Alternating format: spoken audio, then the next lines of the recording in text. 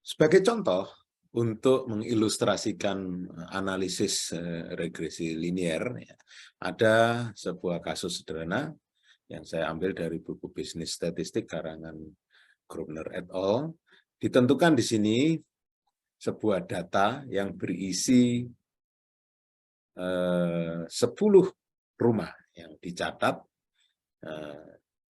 harga dari rumah itu dan luas areanya. Ya. Di sini Y, dependent variable, ditentukan adalah harga rumah dalam ribuan dolar. Kemudian X ya, menyatakan luas atau sempitnya lahan. Nah, di sini tentu saja privilege ya, atau ya itu kebebasan dari data analis untuk menentukan yang mana yang Y, yang mana yang X. Ya, bisa jadi kalaupun Anda nanti berperan sebagai data analis, Anda bisa membalik. Independent variable atau X itu adalah house price, kemudian Y itu adalah square feet. Yang mana itu tentu saja sesuai dengan kebutuhan dari analisis data dalam metode kuantitatif yang kita lakukan. Kemudian dari 10 rumah ini, misalkan sudah diambil pengumpulan datanya dan kita mendapatkan angka-angka seperti ini. Nah, angka-angka seperti ini nanti kita gunakan analisis dengan menggunakan software Microsoft Excel ya untuk lebih cepatnya. Misalkan begini, saya copy, kemudian saya pindah.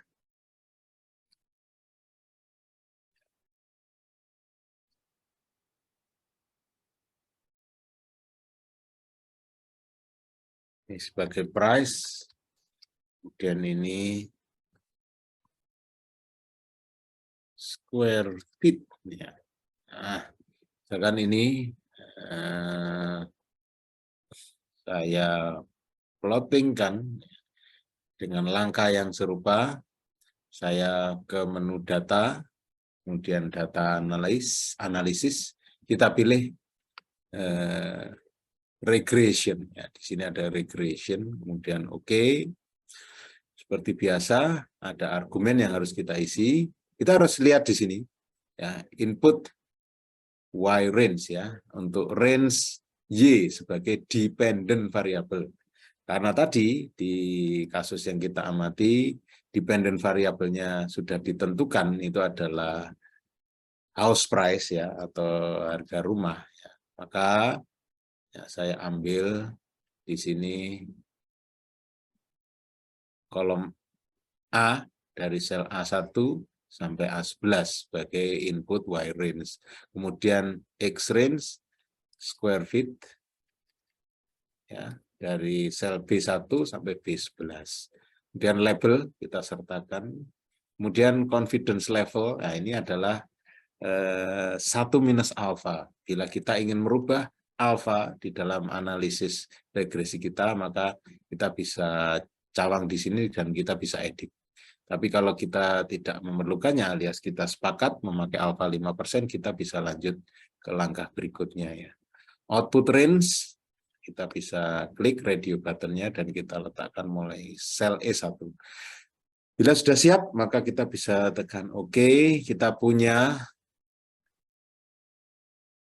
ya sebetulnya 3 tabel di sini. Tabel yang pertama itu adalah tentang statistik deskriptif ya.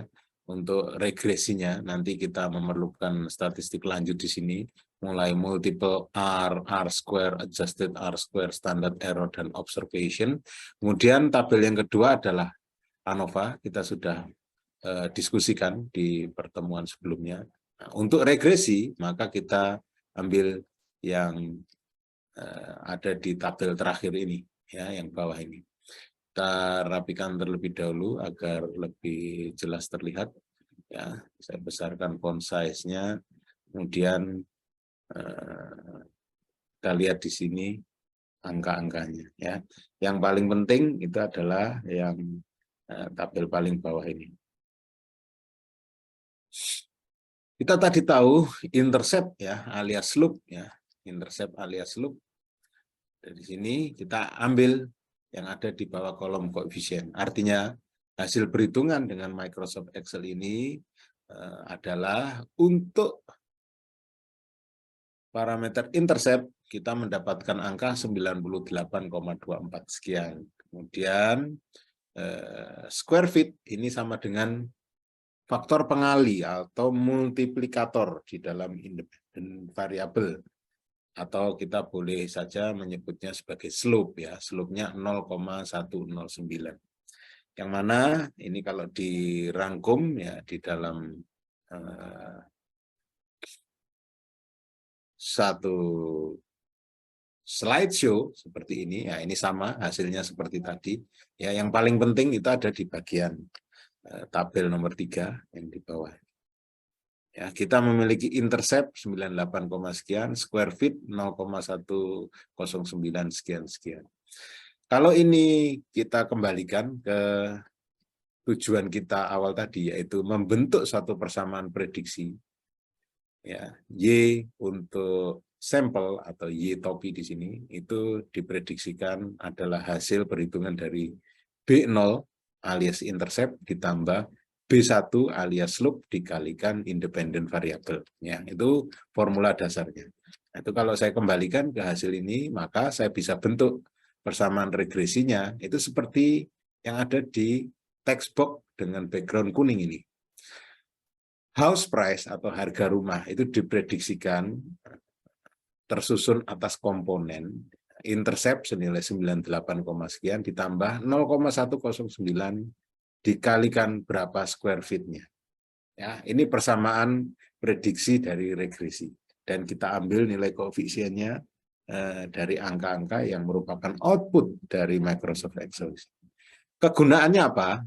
Kalau persamaan ini kita plotkan, kita gambar, ya, scatter plotnya, kemudian ada garis merah. Nah, inilah tampilan secara geometris dari model matematis atau model kuantitatif yang kita hasilkan dari analisis regresi. Ya. Kegunaannya apa? Mungkin kita bisa melakukan prediksi yang sifatnya intrapolasi ataupun ekstrapolasi. Intra maksudnya yang ada di dalam sini.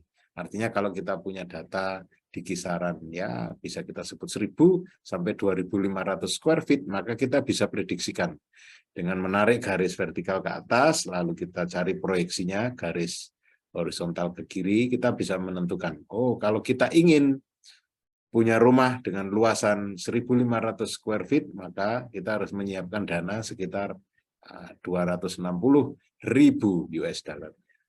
Ini kalau kita melakukan intrapolasi, ya, perkiraan yang ada di dalam. Pun demikian kita juga bisa melakukan ekstrapolasi, perkiraan keluar. Misalkan saya ingin rumah yang sangat luas, 3.000 square feet, ya, kita proyeksikan, nah, jatuh di sini nanti berapa nilainya? Mungkin sekitar 425.000 US dollar. Kira-kira itu kegunaan dari model prediksi untuk analisis regresi linear.